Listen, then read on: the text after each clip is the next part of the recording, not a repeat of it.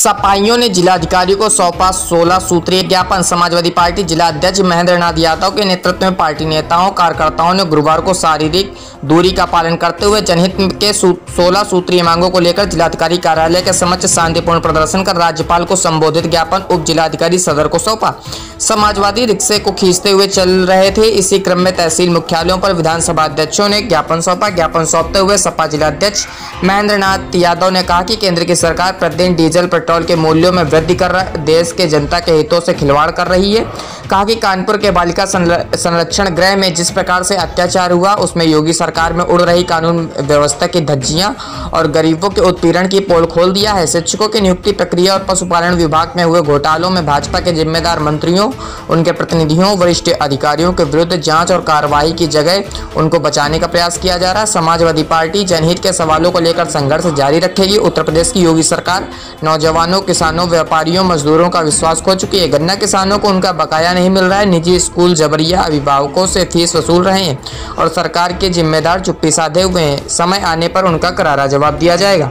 राज्यपाल को भेजे 16 सूत्रीय ज्ञापन में गन्ना किसानों का बकाया भुगतान कराकर बस्ती वाल्टरगंज चीनी मिलों को पुनः शुरू कराने, पेट्रोल डीजल कीमतों में वृद्धि रोककर बढ़ती महंगाई को रोकने, किसान क्रेडिट कार्ड खातों पर लिए गए ऋण को माफ करने, निजी स्कूलों एवं कॉलेजों के प्रबंधकों द्वारा अभिभावकों व दबाव बनाकर की जा रही वसूली को बंद कर फीस माफी करने, खरीफ 2019 के जिले के ऋणी एवं गैर ऋणी किसानों के जमा किए गए बीमा प्रीमियम के समस्त दावों का निस्तारण कर भुगतान कराए जाने, गेहूं क्रय केंद्रों पर किसानों का गेहूं समय सीमा के अंतर्गत क्रय कराने एवं भुगतान की प्रक्रिया सुनिश्चित करने, बंद पड़ी साधन सहकारी समितियों को चालू कराकर किसानों को खाद्य बीज उपलब्ध कराने, कोरोना के नाम पर जनपद बस्ती में हो रहे व्यापारियों का उत्पीड़न बंद कराने, बस्ती माहुली मार्ग के डारीडीहा कांसीराम आवास होते कोतवाली एवं कैली अस्पताल को जाने वाले मार्ग को ठीक कराने, बस्ती जनपद के अनेक अधिकारी जन समस्याओं के समाधान में रुचि नहीं ले रहे हैं, उनका प्रभावी ढंग से समाधान हेतु निर्देशित किए जाने आदि की मांग शामिल है। ज्ञापन सौंपने वाले में सिद्धेश सिन्हा, जमील अहमद, महंत यादव, मोहम्मद शाहिर, कोयल यादव, राम शब्द यादव आदि शामिल रहे। बस्ती से दिनेश सोनकर की खास रिपोर्ट। 16 सूत्रीय मांगों के लिए हम लोगों ने ज्ञापन दिया है। पेट्रोल डीजल का दाम लगातार रोज बढ़ रहा है, गन्ना किसानों का भुगतान नहीं हो रहा है, बेरोजगारी बढ़ रही है। तमाम हमारे यहाँ जितने भी प्राइवेट विद्यालय हैं वो अभिभावकों से विद्यालय खुल नहीं रहा है। अभिभावकों पर दबाव बना करके फीस वसूली की जा रही है।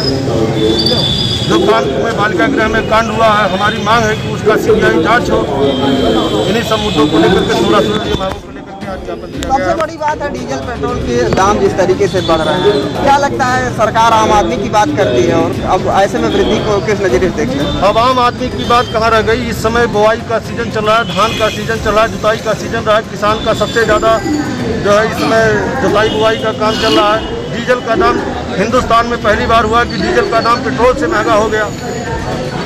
अब डीजल का दाम बढ़ने से किसान तो प्रभावित ही होता है, सारी चीज़ें प्रभावित होती हैं, महंगाई चरम पे पहुंच रही है। क्या मांग कर रहे हैं सरकार से? हमारी मांग है सरकार से कि डीजल का दाम घटाया जाए, पेट्रोल का दाम घटाया जाए, गन्ना का भुगतान किया जाए, किसानों का जो ऋण माफी जो उन्होंने किसान क्रेडिट कार्ड पे ऋण लिया है उसको माफ़ किया जाए। किसानों ने जो 2019 से लेकर के 2020 तक जो सरकारी क्रय केंद्रों से उन्होंने जो बीज लिया है सरकारी गोदामों से, उसमें सरकार सब्सिडी देती है। अभी तक किसी किसान के खाते में सब्सिडी नहीं गई है। किसानों के खाते में तत्काल सब्सिडी भेजी जाए।